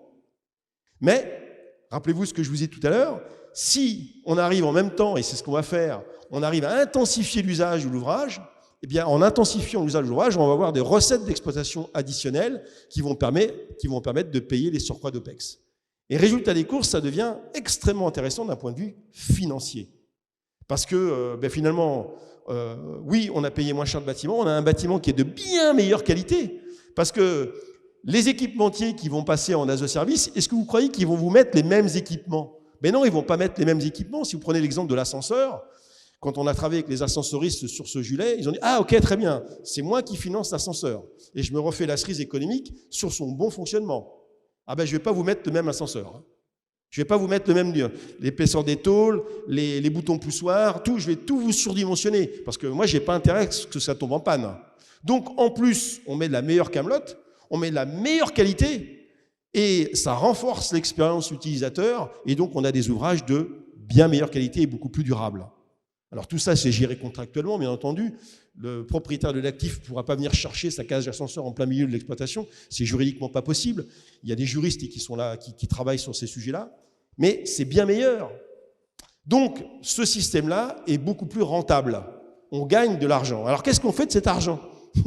Qu'est-ce qu'on fait de cet argent? C'est ça qui est intéressant. C'est comme c'est plus rentable, ça génère plus de flux financiers, il faut passer à la dernière phase, qui est la phase de régénération. Rappelez-vous ce que je vous disais en introduction. Le plus important, c'est de préserver le vivant, de protéger le vivant. C'est ça le plus important. Et aujourd'hui, on est complètement, dans nos vies complètement artificielles, on a complètement perdu le sens de l'importance de ce vivant. Et pourtant, on ne mange que du vivant. On ne mange que du vivant. Essayez de sucer votre carte bleue ce soir pour le dîner, vous allez voir, ça ne nourrit pas. Donc, on a besoin de préserver ce vivant. Donc, les entreprises responsables de demain vont intégrer dans leur processus de fabrication, de production et d'exploitation, vont devoir intégrer les processus de restauration et de régénération du vivant. Et donc, c'est des solutions fondées sur la nature, c'est de génie écologique, c'est la restauration des puits de carbone, c'est la restauration des zones de biodiversité qui doit être intégrée dans le process, embedded, dans le même lit du process. Donc c'est plus du tout les mêmes usines, c'est plus les mêmes façons de traiter l'eau, c'est plus les mêmes façons de traiter la matière première. On doit tout réinventer. Si je prends l'exemple de l'épuration de l'eau, un vrai beau sujet. Pendant des années, on nous a fait croire que la seule façon d'épurer l'eau, c'était d'utiliser des stations physico-chimiques avec du béton, avec des machines tournantes, avec des pompes, voilà. Et c'était la seule façon de faire. Aujourd'hui, on sait très bien qu'il y a d'autres façons d'épurer l'eau, lorsqu'il y a bien sûr des pollutions qui sont traitables par des systèmes de phytoremédiation, des systèmes biologiques tout simplement. Et on n'a pas besoin, donc, pour tous les usages de l'épuration de l'eau, c'est pas vrai pour tous les intrants, mais pour la plupart, notamment les intrants domestiques, eh bien, on peut traiter cette flotte avec des systèmes biologiques. Mais pourquoi on ne le fait pas? Parce que le gros avantage de le faire avec un système biologique, c'est qu'on a la même capacité de dégradation de la DCO, DBO in fine, mais en plus, on crée des zones humides, on crée des zones qui sont essentielles pour la biodiversité, et on a même le même service rendu. Donc, on a besoin de se poser la question, les industriels ont besoin de se poser la question de savoir, pour l'eau, pour leurs bâtiments, est-ce que les bâtiments peuvent pas devenir des systèmes de production, enfin servir de châssis pour produire des énergies renouvelables qui vont être autoconsommées par le bâtiment ou par le système de production? C'est tout à fait possible, ça s'appelle les bâtiments à énergie positive, il y en a déjà beaucoup. Pourquoi on ne le fait pas plus? Pourquoi on ne fait pas en sorte que ces bâtiments qui vont produire leur propre énergie puissent ne pas la revendre à leurs voisins dans des systèmes de production locale d'énergie avec des sociétés mixtes? C'est tout à fait possible aussi. Et ça permettrait donc d'avoir beaucoup plus de capacité de résilience au niveau des territoires avec des bâtiments qui ne feraient pas simplement que consommer l'énergie mais qui seraient capables d'en produire. Et quand ils vont en produire, on va pouvoir essentiellement avoir des usages en fonction du moment où on a l'énergie.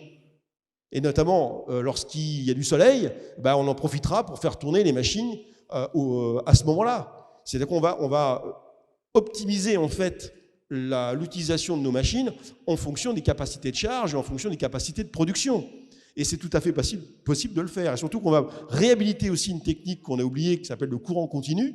On se demande pourquoi on ne le fait pas, pour pouvoir gagner du rendement et recharger nos véhicules électriques de demain, partagés évidemment avec des systèmes en courant continu. Tout ça, c'est des choses qui sont tout à fait possibles. Il n'y a pas de rupture technologique à avoir. Le problème, il est juste culturel. Il est dans le modèle d'à le faire. On n'attend pas de solutions techniques magiques qui nous permettraient de continuer comme avant avec beaucoup moins d'externalités. Ça n'existe pas, il n'y en aura pas. Aujourd'hui, toutes les technologies qu'on a inventées depuis que le monde est monde n'ont fait que rajouter un stress sur l'utilisation des ressources et sur la consommation énergétique. Il n'y a jamais une technologie aujourd'hui qui a permis de réduire en absolu nos consommations. Aucune. On consomme toujours plus d'énergie, on consomme toujours plus de matières premières, et il n'y a eu aucun remplacement en fait qui fait qu'on a baissé en absolu. Eh bien, aujourd'hui, la seule façon de baisser en absolu, pour revenir dans les limites planétaires, eh bien, c'est d'adopter une économie de la fonctionnalité et de la coopération, une économie permacirculaire, une économie qui permet en fait d'intégrer dans le process de fabrication, dans le process économique de l'entreprise, une création de valeur économique, qui soit enfin découplée de la pression que l'on fait exercer par nos activités sur les écosystèmes. C'est la seule façon. Donc moins de vêtements, mais des meilleurs vêtements, moins de bâtiments, mais des bâtiments plus utilisés, moins de véhicules, mais des véhicules plus utilisés. C'est possible aujourd'hui. Il y a des marques de voitures. Je ne sais pas si vous entendez en France la marque Mobilize, qui est une marque où on n'achète plus une voiture, on achète du kilomètre parcouru. Voilà. Et les gens déterminent, les clients de ces services-là déterminent les jours où ils en ont besoin. Et les jours où ils n'en ont pas besoin, il y a potentiellement d'autres utilisateurs qui peuvent utiliser. Souvent, c'est 2 ou 3 familles différentes. Du coup, la voiture, elle roule plus, bien sûr. Elle passe de 4% à 8, 12%. Et ça coûte beaucoup moins cher. Ça coûte beaucoup moins cher à ces familles-là de faire cette approche partagée. Et bien, pourquoi on ne fait pas ça? C'est culturel. C'est essentiellement culturel.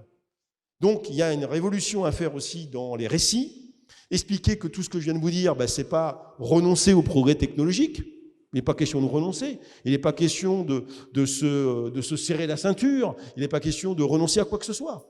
Il est question simplement de revoir la façon dont on gagne de l'argent. C'est aussi bête que ça. Mais il va falloir beaucoup de force d'âme pour arriver à ce que les entreprises comprennent que leur intérêt, ce n'est pas forcément de vendre le produit, mais c'est de vendre l'usage de leur produit, d'en rester maître sur l'ensemble du cycle de vie et de faire la pédagogie auprès de leurs clients que ce qui est important pour eux, ce n'est pas de posséder, mais c'est d'utiliser en tant que de besoin. Voilà, merci.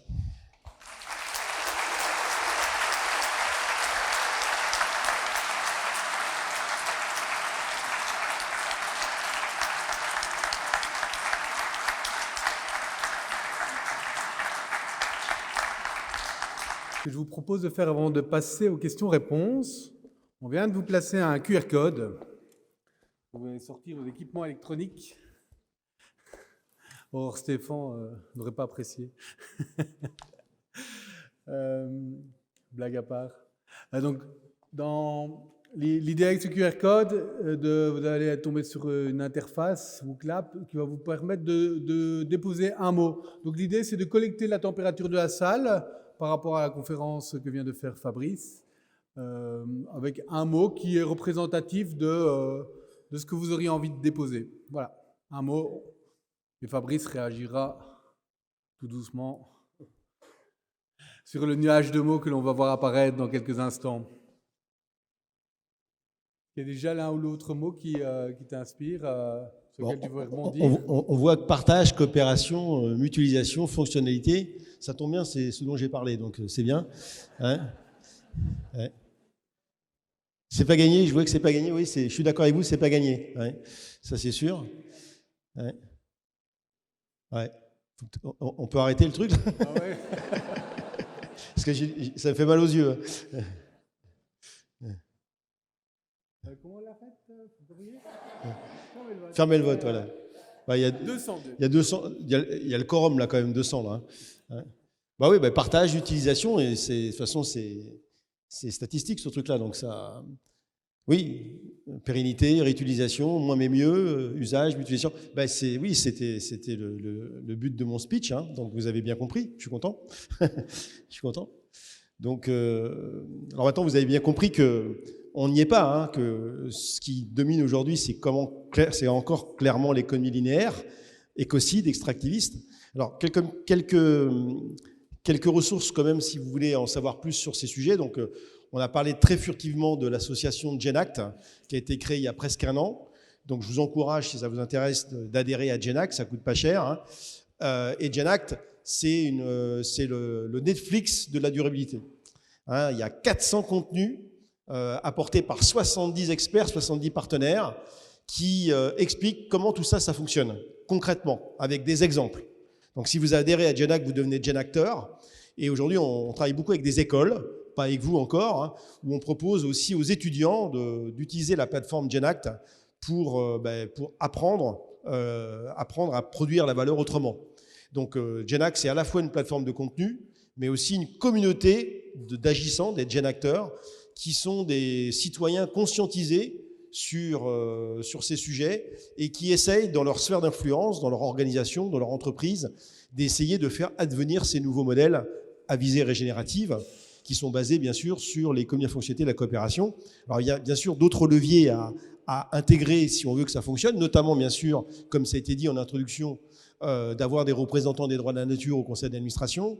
Ça nous paraît essentiel. De revoir, bien sûr, la comptabilité pour passer à une comptabilité ce qu'on appelle la comptabilité écologique, hein, sur les durées d'amortissement, création de cette classe d'actifs matériaux. Donc, il y a énormément de choses. Tout ce que vous n'apprenez pas à l'école, en fait, vous pouvez l'apprendre sur GenAct. Alors, nous, on serait contents que toutes les écoles, bien sûr, revoient leur programme pédagogique pour apprendre aux étudiants, non pas l'économie de la mort comme aujourd'hui, mais l'économie de la vie. Parce qu'aujourd'hui, on est sur un apprentissage de l'économie de la mort. Et il nous paraît essentiel de rompre, d'arrêter d'enseigner cette économie de la mort pour enseigner cette économie de la vie. Donc c'est ça GenAct en fait. Hein. Donc je vous encourage à vous intéresser à cette association. Et puis bien sûr, je sais qu'il y a une CEC en Belgique. Et la CEC, c'est vraiment un très très très beau parcours initiatique à l'économie à visée régénérative pour les dirigeants. Donc si vous connaissez des chefs d'entreprise qui se posent des questions sur leur modèle et comment faire shifter leur modèle, eh bien en 1 an, ils pourront être accompagnés via le parcours pédagogique de la CEC. Ça dure à peu près 1 an. Et c'est extrêmement instructif parce qu'ils vont vraiment apprendre à faire shifter leur modèle. Et ça permettra d'aboutir à une feuille de route, in fine, ce qu'ils appellent l'envol, une feuille de route qui leur permettra sur 5, 10 ans, parce qu'il faut un petit peu de temps, pour arriver à faire cette conversion. Et cette conversion, bien sûr, c'est l'entreprise qui décide de le faire avec ses clients, parce que les clients doivent être embarqués dans ce mouvement-là. Et si vous voulez utiliser aussi le registre de l'émotion pour accélérer la prise de conscience, c'est pour ça qu'on a créé ce fameux spectacle dont on a parlé tout à l'heure, qui s'appelle Play for Life, qui est accessible sur TF1+, qui est aussi accessible sur YouTube. On va refaire une édition de Play for Life au mois d'octobre, le 8 octobre. Et ce spectacle qui est complètement étonnant, qui mixe donc des performances d'artistes et bien sûr des dires d'experts de la part de grands scientifiques, eh bien, c'est pour faire comprendre que finalement, ce qui rend heureux dans la vie, c'est pas l'accumulation de biens matériels, mais c'est bien sûr les liens humains, c'est d'arriver à plus échanger, c'est d'avoir une société qui sera moins riche en biens, mais qui sera plus riche en liens. Et c'est ça, en fait, Play for Life. On veut recréer, en fait, ce que Coluche avait fait pour les restaurants du cœur avec les enfoirés. Eh bien, on veut expliquer que finalement, l'économie de la vie, c'est l'économie du bonheur, c'est l'économie du bien-être, c'est l'économie du contentement. Et c'est l'économie qui rend heureux par la solidarité. Et c'est en finir avec l'écologie punitive dont on nous rabat les oreilles en permanence en nous disant oui, l'écologie, c'est les privations, c'est la sobriété subie. Ben non, on leur dit ben non, cette écologie-là, on a essayé, ça fonctionne pas, les gens n'en veulent pas. Donc si on veut qu'ils adhèrent à une écologie sympathique, ben, il faut qu'on puisse leur démontrer que ça ne sera pas privatif, mais ça sera une autre façon de consommer, une autre façon d'interagir, une autre façon d'utiliser, mais ça ne sera pas de la frustration comme on essaye de nous le faire dire. Voilà, c'est ça qu'il faut avoir en tête. Alors, merci. Je suis d'accord avec le principe que, voilà, on va dire, la population occidentale aisée doit revoir la voilure. Mais comment est-ce que vous comptez faire percoler ça dans des populations ou des sphères culturelles ou des générations qui ont connu des privations et qui ont un réflexe d'accumulation et on ne partage pas parce que voilà, on sait que ça peut mal tourner et donc l'Occident doit faire un travail sur sa manière de fonctionner et de consommer sa part de ressources, mais sur le reste, je sais pas, c'est 80% de la population mondiale, ou je n'ai pas les chiffres exacts. Comment vous voyez On me pose souvent cette question. Alors déjà, les pays du Sud global, ils ont des marges de manœuvre par rapport à nous. Hein. Le français moyen, je ne connais pas en Belgique, mais c'est 10 tonnes d'émissions de CO2 par an en équivalent CO2, en 5 sur la production nationale et 5 importés. Voilà. Alors que le Global Sud, ils sont à peu près entre 2 et 4 tonnes, alors qu'on doit tous arriver à 2 tonnes en 2050. Donc ils sont déjà presque bien, eux. Hein. Et malgré tout, on a l'impression qu'ils vivent comme des miséreux.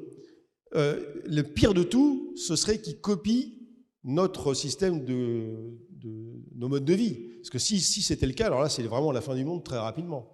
Donc si on veut, par mimétisme, qu'ils adoptent des modes de vie qui soient plus compatibles dans le futur avec les limites planétaires, il faut qu'on s'impose à nous-mêmes ce qu'on voudrait voir chez eux.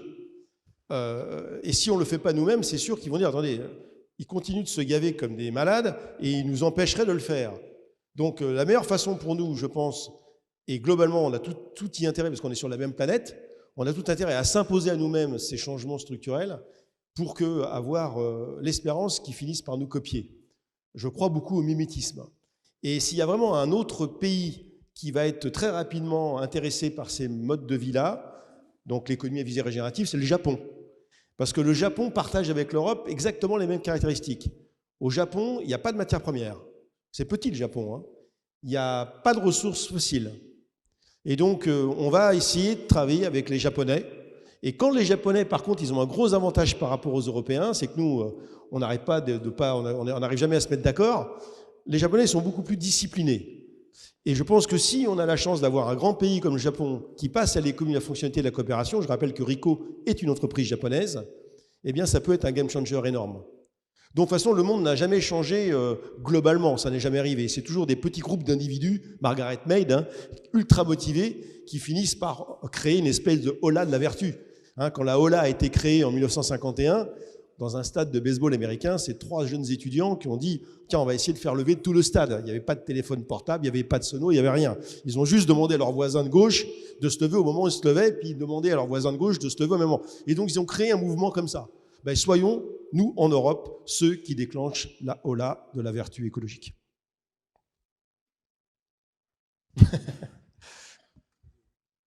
Oui, monsieur, Oui. bonjour, voilà. J'aurais voulu votre avis éclairé sur une question que je me pose depuis longtemps. Je suis entièrement de votre avis. Hein. Moi, j'irais même vous parler de pérennité, j'irais même, moi, la notion d'éternité programmée. Hein. Éternité, entre guillemets, mais voilà. Et pour beaucoup de choses, pour beaucoup de produits, je crois qu'avec un très léger surcoût, ça ne coûte pas 10 fois plus cher de faire quelque chose d'éternel, entre guillemets. Voilà. Hein. Parfois, avec 10% de surcoût, on met une vis inox, voilà. On peut faire des choses durables. Alors, je ne comprends pas pourquoi il n'y a pas des sociétés qui mettent sur le marché, par exemple, un congélateur éternel, c'est-à-dire au bout de 20 ans, il y a un petit roulement à changer, mais voilà, on explique aux gens que ce petit roulement, il coûte 1 €, on le recycle, voilà. Hein. Et il y a plein de gens, c'est 10% plus cher, qui vont se dire, bon, on va l'acheter. Hein. Alors, on me dit, mais non, mais les gens ne vendront plus rien. Personne ne le fera parce qu'ils ne vendront plus rien. Hein. Si ça ne casse pas au bout de 2 ans, ils ne vendront plus rien. Je ne crois pas. On est dans un système capitaliste où, de toute façon, c'est du court-termisme. Donc, si une société dit, moi, je vends un truc éternel, mais je capte 20% du marché, même si ça dure que 10 ans, je m'en fous, je m'en suis mis plein les poches. Donc, dans le système capitaliste, on peut imaginer quelqu'un qui dit « Moi, tant pis si ça ne dure pas 100 ans, puisque c'est du court terme. Si pendant 2 ans, je fais des choses éternelles et je capte X millions d'euros, milliards d'euros, c'est bingo. » Alors, pourquoi personne ne fait ça? Je ne comprends pas. Parce que ce n'est pas rentable aujourd'hui de faire comme ça. Aujourd'hui, les demandes de retour sur investissement des actionnaires, qui sont de 15 à 20% à peu près, exige une rotation des actifs extrêmement rapide. C'est pour ça que on sait aujourd'hui, moi j'en discute avec des industriels, on serait capable techniquement de faire des voitures qui roulent 2 millions de kilomètres.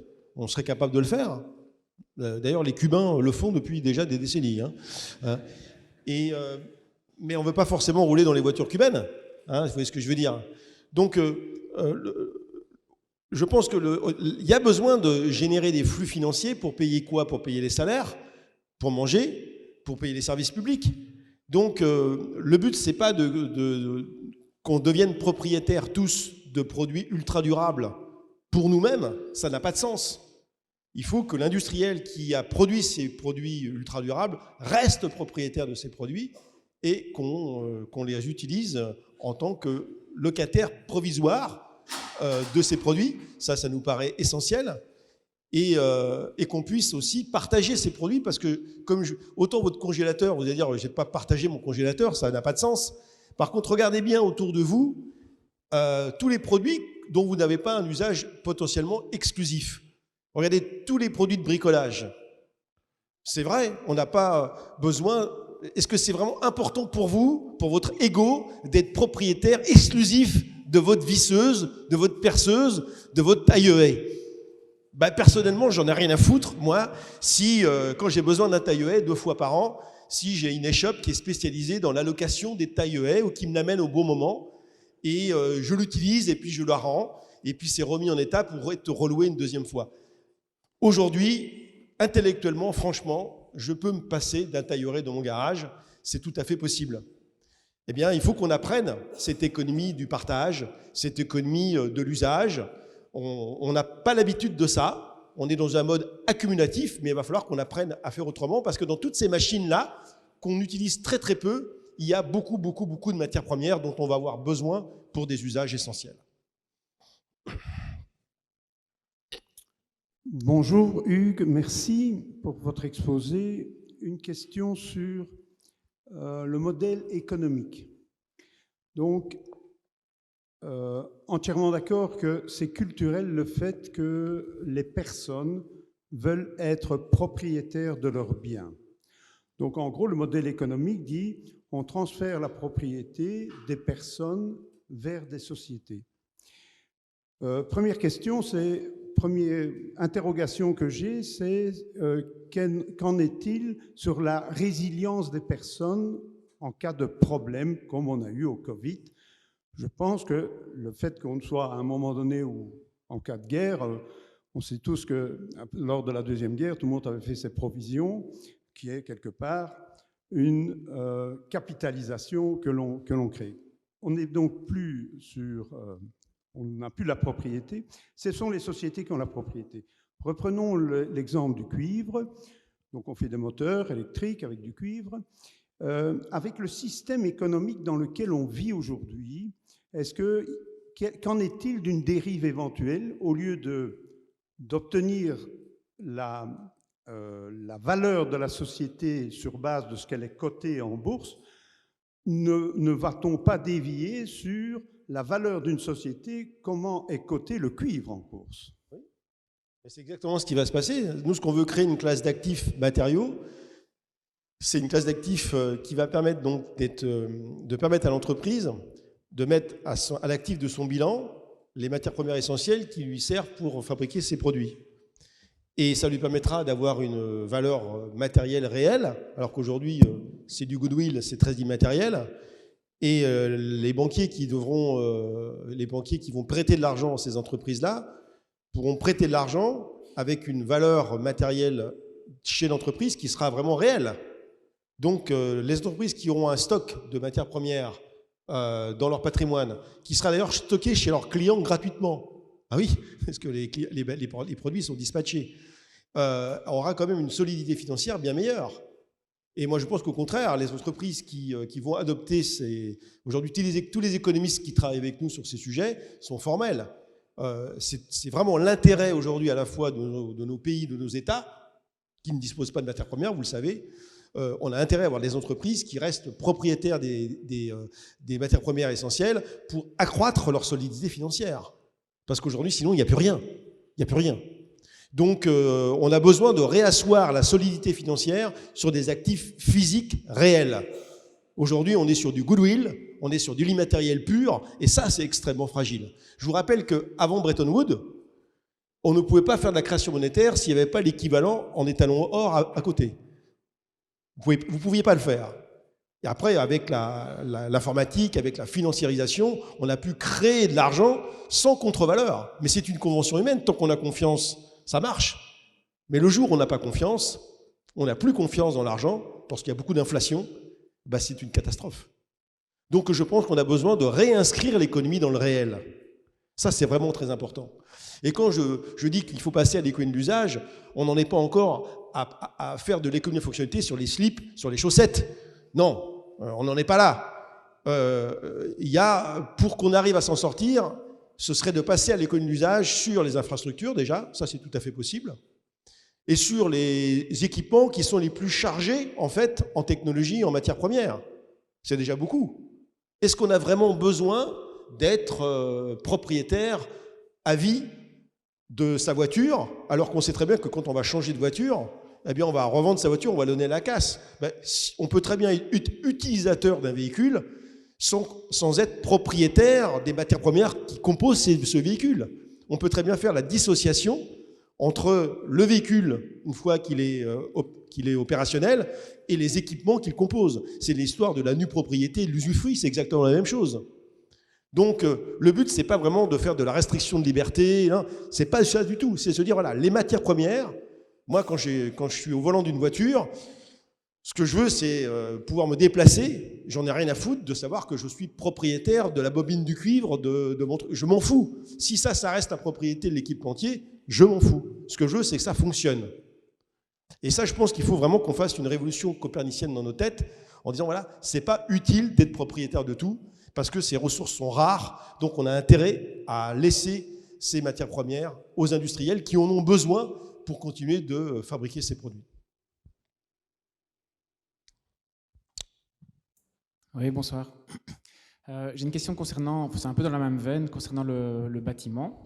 Si tout le bâti n'appartient plus qu'à quelques-uns, des sociétés, alors des multinationales par exemple, est-ce que vous n'avez pas peur qu'à un moment donné, il y ait une vraie perte d'indépendance, des prix potentiellement hors de contrôle, des acteurs sociaux, publics qui n'aient plus la faculté de décider, de contrôler ces prix justement, et d'avoir vraiment des dommages sociaux qui soient vraiment importants parce que justement on n'a plus ce contrôle partagé sur la propriété? Vous savez, on ne fait pas mûrir une tomate avec un chalumeau. Hein. Passer de l'économie linéaire à l'économie circulaire, ça va mettre sans doute plusieurs années, des décennies, donc on n'en est pas là. Donc on aura certainement besoin, pour éviter des excès que vous soupçonnez qui pourraient arriver, il y aura des lois qui pourront être votées pour éviter les trusts, pour éviter les concentrations, les conglomérats. Oui, on va avoir aussi besoin de régulation. C'est évident, vous avez raison, on aura besoin de régulation pour éviter des concentrations qui pourraient finalement, qui recréeraient une certaine perversion dans le système. Donc ce que je vous ai dit, c'est pas forcément la solution idéale. Je dis seulement, on est face à un phénomène qui n'est pas une opinion, qui s'appuie sur des lois physiques. Moi, si j'avais le 0,6 de Dieu, on pourrait peut-être négocier qu'on ait un peu plus de cuivre, qu'on arrive à avoir des énergies fossiles qui ne produisent pas de CO2, qu'on puisse changer les lois physiques. Mais je n'ai pas le 0,6 de Dieu, je ne peux pas négocier. Donc, qu'on le veuille ou non, l'économie linéaire que l'on a aujourd'hui, on est au bout de l'histoire. Alors, ce qui est étonnant, et c'est ça qui est dingue dans ce qui nous arrive, c'est que la planète est extrêmement grassouillette en ressources, hein, et que finalement on se dit, bon, ça fait longtemps que les scientifiques nous alertent, depuis le Club de Rome, hein, il y a eu 30 COP, on voit bien que le climat se dérègle, mais globalement, bon, on arrive à passer au travers. Donc les gens finissent par se dire, bon, ok, mais bon, pour l'instant, tout va bien. C'est comme le gars qui jette du 50e étage de la tour, tant qu'il n'a pas touché le sol, tout va bien. Hein. Sauf qu'aujourd'hui, lorsqu'on prend le temps d'écouter ces scientifiques, parce que nous, c'est notre seule boussole, là, ils nous disent que, on arrive quand même au bout de l'histoire. On arrive au bout de l'histoire sur le CO2. Et de croire que la dérive climatique va être linéaire, c'est-à-dire continuer à la même vitesse que ce qu'on a connu depuis 25 ans, c'est complètement faux. Il y a des tipping points, il y a des points de bascule. Faites venir Jean-Pascal Van Diepersel ici, dans cette salle. Il va vous expliquer ça très très bien. Et donc, aujourd'hui, il y a un truc qui s'appelle, est-ce que vous avez entendu parler de la chaleur humide? Ça vous dit quelque chose, la chaleur humide? Non? Alors, je vais vous expliquer ce que c'est que la chaleur humide. La chaleur humide, c'est quand, en fait, on a des taux d'humidité qui sont aux alentours de 80 à 90%, avec des températures extérieures qui sont supérieures à 38-39 degrés. Et bien, quand vous avez ce type de phénomène, et il y aura ce type de phénomène dans les pays tropicaux dans les années qui viennent, eh bien, il n'y a pas d'évapotranspiration pour les mammifères, que nous sommes, parce que nous sommes des animaux, qu'on le veuille ou non. Et donc, quand vous ne pouvez pas transpirer, parce qu'il y a trop d'humidité, il fait trop chaud, ben vous mourrez. C'est létal. Eh bien, des zones qui sont concernées par les épisodes de chaleur humaine, aujourd'hui, il y a 2,4 milliards de personnes qui vivent dans ces zones-là, et qui, dans les années qui viennent, on sait qu'il y aura des épisodes de chaleur humide, où il y aura cette combinaison, très forte humidité et chaleur extrême. Pas de possibilité de refroidir les corps. Est-ce que vous croyez que les gens qui vivent dans ces zones et qui savent qu'ils vont subir ces phénomènes, comme nous on subit des canicules l'été, est-ce qu'ils vont rester habités là où ils habitent? Non. Le problème du changement climatique, ce n'est pas un problème de dérèglement en tant que tel, c'est les problèmes géopolitiques qui vont tourner autour de ça. C'est ça qui va créer les désordres aujourd'hui. Donc la seule façon de se prémunir de ça, c'est de diminuer nos émissions. Et pour diminuer nos émissions, il n'y a pas 50 façons de faire, il faut moins produire. C'est la production qui aujourd'hui pollue. C'est la production qui éradique les espèces. C'est la production qui génère les déchets. Il faut qu'on produise moins. Pour produire moins, en vivant tout aussi bien qu'aujourd'hui, eh bien, il faut qu'on utilise plus, qu'on mutualise, qu'on partage. On n'a pas d'autre solution. Et on a tout intérêt, nous, en Europe, à commencer cette nouvelle économie tout de suite avec les Japonais, parce que tout le monde y passera de toute manière. C'est une évidence. À un rang motivé, on entraîne le banc. On va être très motivé pour y aller. On a tout intérêt à y aller pour retrouver la souveraineté, pour retrouver l'indépendance, pour maintenir notre système social, qui est quand même super bien. Eh bien, si on ne fait pas ça, on n'y arrivera pas. Aujourd'hui, on a trop d'infrastructures qui ne servent à rien. On a trop d'objets qui ne servent à rien. Donc, moins, mais mieux, comme les câlins. Bonsoir. Merci déjà pour votre exposé. J'ai deux questions. La première question, donc, comment éviter que le vivant ne devienne un simple argument marketing de plus, à l'instar un peu de l'exemple des machines Ricoh que vous avez pris? Oui, on n'en fabrique plus. On favorise l'usage qu'à l'utilisation. Mais moi, je vois beaucoup plus un aspect marketing. Comment il faut faire donc pour que le vivant ne devienne plus qu'un simple argument marketing? Et en deuxième préoccupation, au niveau entre la robustesse et la performance. On sait, si on augmente la performance, on réduit la robustesse.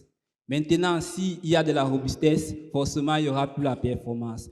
Dans un système industriel où nous courons tous vers la technologie, la performance, que faut-il faire dans cette mesure pour une transition plus durable? Si vous avez fait venir Olivier Hamon, il a dû vous dire qu'il n'est pas contre la performance. Il dit simplement que la performance, on ne peut pas être en permanence sur un régime de performance. Parce que ça use, ça tue. La gazelle, ou le lion plutôt dans la savane, bah oui, il a besoin d'être performant pour bouffer de temps en temps, mais il passe quand même les 3/4 de son temps à pioncer quand même. Donc là, il n'est pas super performant.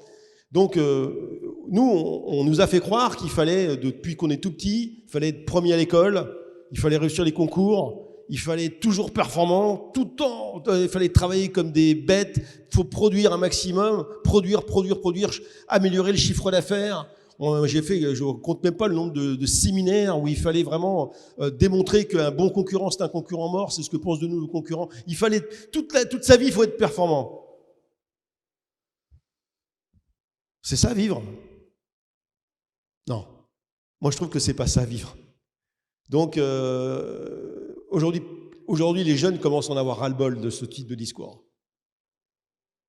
Et on a un système qui nous essore et il faut voir le nombre de personnes qui tombent en burn-out, le nombre de personnes qui tombent malades parce qu'ils n'ont pas le temps de s'occuper d'eux, parce qu'il faut toujours travailler plus. Nous, on avait un espèce de président de la République qui était travailler plus pour gagner plus, un escroc. Il a fini en tôle. Il va y retourner bientôt. C'est ça que vous voulez? C'est ce discours-là que vous voulez? Non, moi je veux pas ça. Et je propose une dernière question, ici en bas. Une bonne question, du coup. Oui, j'ai écouté avec passion votre exposé. Et vous avez très bien commencé en parlant de la nature. Vous savez que vous avez donné des chiffres que les insectes ont commencé à disparaître, mais c'est notre activité, c'est nos pulvérisations qui ont sacrifié énormément de secteurs sur lesquels il y avait ces insectes qui ont permis à la biodiversité grâce aux insectes, puisque vous l'avez aussi très bien dit, nous ne savons vivre qu'au prorata de la vie. C'est vrai. Je mange un poulain, je mange de la salade, et je n'ai jamais demandé à ma salade si elle souffrait au moment où je l'ai mangée. Donc nous vivons bien avec le vivant. La deuxième chose que je tiens à faire attention, c'est que dans quelques mois, la nature ne produit plus suffisamment vite pour avoir de la nourriture. Vous avez fait dans votre exposé que nous allons avoir des économies et que grâce à cette économie, nous allons pouvoir nous nourrir. Je me pose l'équation, comment allons-nous faire? Car la vitesse de reproduction des végétaux pour pouvoir nous nourrir est en train de diminuer. Vous avez raison. D'ailleurs, c'est pour ça qu'on utilise du dopage pour maintenir les rendements, des dopages qui sont agrochimiques dans l'agriculture. On mange quand même des sacrées saloperies, il faut le savoir. Vu que... Comment ?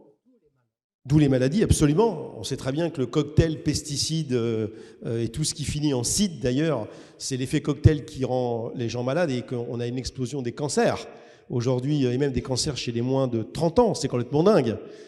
Et on continue d'autoriser les pesticides en Europe, et le glyphosate en particulier, tout ça pour augmenter les rendements. Alors qu'on sait, en agroforesterie, en permaculture, arriver avec des mêmes rendements sur des cultures étagées, sans utilisation de ces saloperies de produits chimiques. Mais pour ça, il faut tout changer.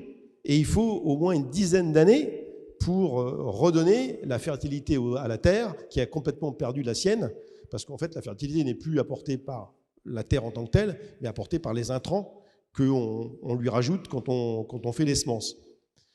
C'est une catastrophe. Et donc, il faut une force d'âme considérable aussi pour dire stop.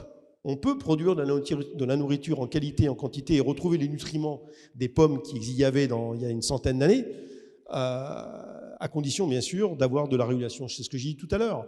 Il ne suffira pas d'avoir des modèles, il faut qu'on ait des politiques qui acceptent de faire de la régulation.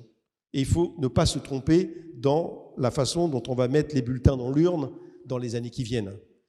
Et ceux qui vous promettent, sous prétexte de liberté, de dire on va enlever les normes, il y a trop de normes, il y a trop de régulation, on va déréguler, et vous allez être plus heureux parce qu'on va déréguler.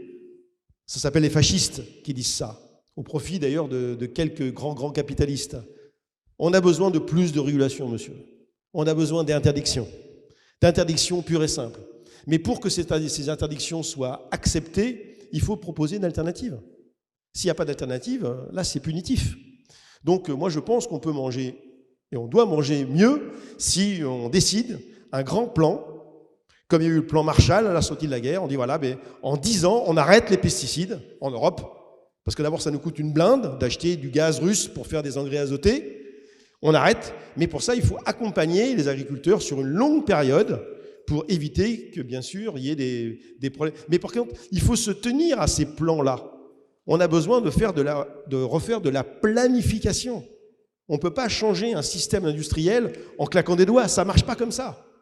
On a besoin de faire de la planification. Et c'était tout l'objet du Green Deal, d'ailleurs, qui a été attaqué injustement par des gens qui, sous prétexte de liberté, ont dit il faut qu'on arrête la régulation. Et bien moi, je vous le dis, il n'y aura pas de liberté sans responsabilité. Ouais. Et pour le carbone ? Bien sûr, oui, les meilleurs puits de carbone, c'est la photosynthèse. On est d'accord là-dessus. Merci Fabrice. J'ai envie de rebondir pour clôturer avec cette idée il y a tout à faire et rien à faire d'un côté, et de l'autre côté, finalement qu'on soit tous les éléments d'une holla d'un changement culturel finalement, de changer nos filières, que ce soit dans l'enseignement, que ce soit dans la production, que ce soit dans les services, de l'informatique à la chimie, de se demander dans ces filières-là, qu'est-ce qu'on peut faire, quoi.